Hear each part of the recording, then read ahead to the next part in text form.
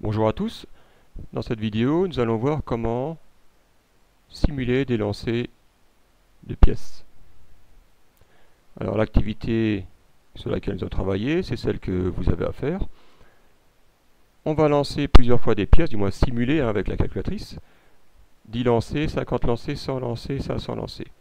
Alors je vous rappelle que la probabilité, c'est le nombre de chances qu'on a de faire pile, si je m'intéresse à la probabilité des piles, sur le nombre total de sorties possibles. Si je lance une pièce, je peux faire soit de pile, soit de face. Donc j'ai une chance sur deux de faire pile. En théorie, si je fais 10 lancers, je dois avoir 5 piles, 5 faces. Donc l'idée, c'est d'utiliser la calculatrice pour simuler ces lancers de pièces. Bien sûr, on peut le faire à la main. Pour 10 pièces, ça va. Pour 500 pièces, c'est un peu plus compliqué de lancer 500 fois une pièce de monnaie en l'air. Alors, avec la calculatrice, on va aller dans les applications. Pour cela, seconde, apps. Numéro 9, vous avez les simulations de probabilité. Petit 9. On a plusieurs possibilités pour simuler des événements. On a des pièces, des dés, des billes, une roulette, des cartes, etc. Aujourd'hui, on ne va s'intéresser qu'à des lancers de pièces. Voilà, on essaye. Donc lancer, ici, là, F2, lancer. On lance une pièce. On la lance 10 fois.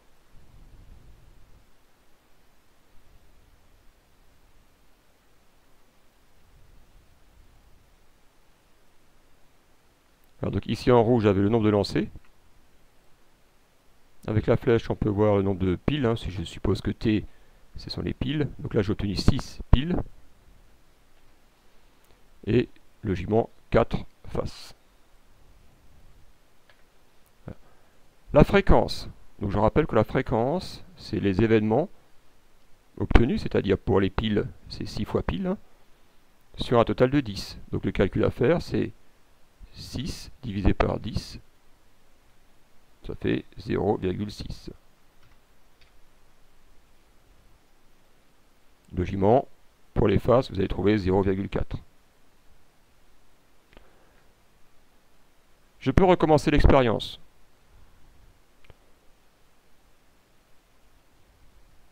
On supprime tout. Et je fais un autre essai.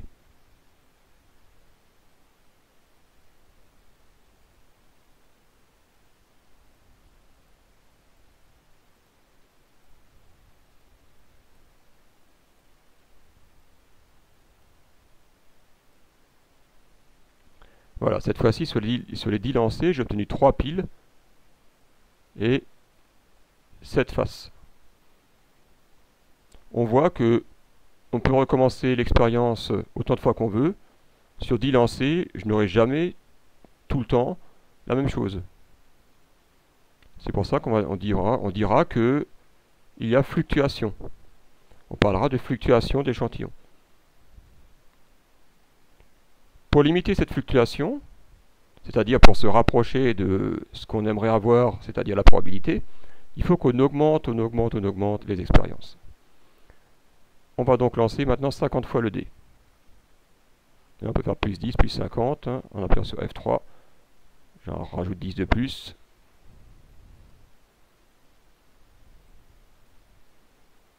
Voilà, donc sur 50 lancés, cette fois-ci j'ai 22 faces. Et donc logiquement 28 piles. Je vous laisse calculer les fréquences. J'en rajoute 50 de plus.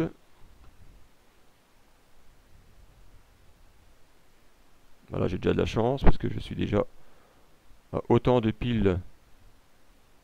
Non. Donc, logiquement c'est 50. On va vérifier que j'ai bien 50. 50 et 50. Alors il y a de fortes chances que vous n'ayez pas 50 et 50. Parce que avoir exactement autant de piles que de faces avec 100 lancers, c'est déjà un coup de chance. Et je continue jusqu'à 500. Donc là je rajoute plus 50, plus 50.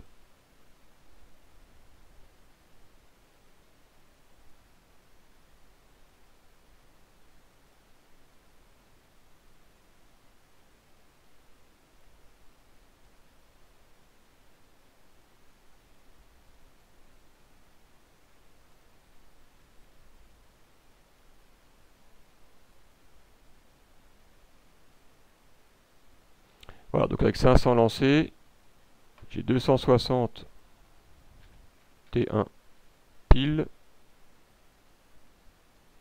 et 239 logiquement, voilà, 239 faces. Donc si je calcule les fréquences,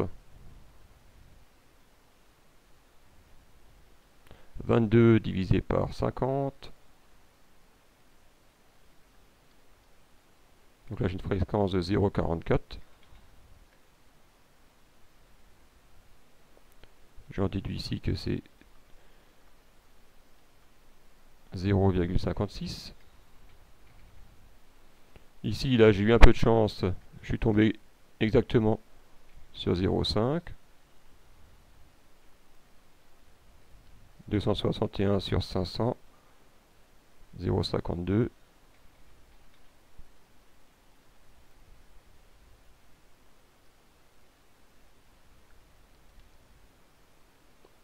Et 0,48.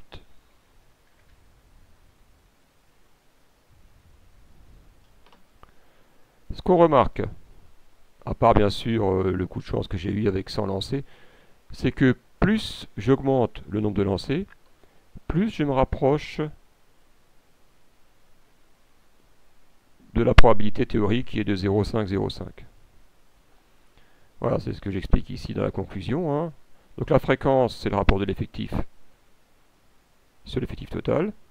C'est un nombre qu'on prend entre 0 et 1. On parlera de fréquence d'échantillonnage. Cette fréquence, elle varie beaucoup d'un lancer à l'autre, d'une expérience à l'autre, pour des échantillons de même taille.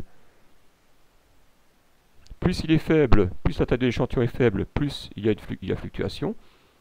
Et plus on augmente la taille de l'échantillon, plus on diminue cette fluctuation, hein. Donc si on veut se rapprocher de quelque chose qui ressemble à la probabilité, à la théorie, il faut augmenter la taille de l'échantillon. Voilà ce qu'il faut retenir dans ce chapitre.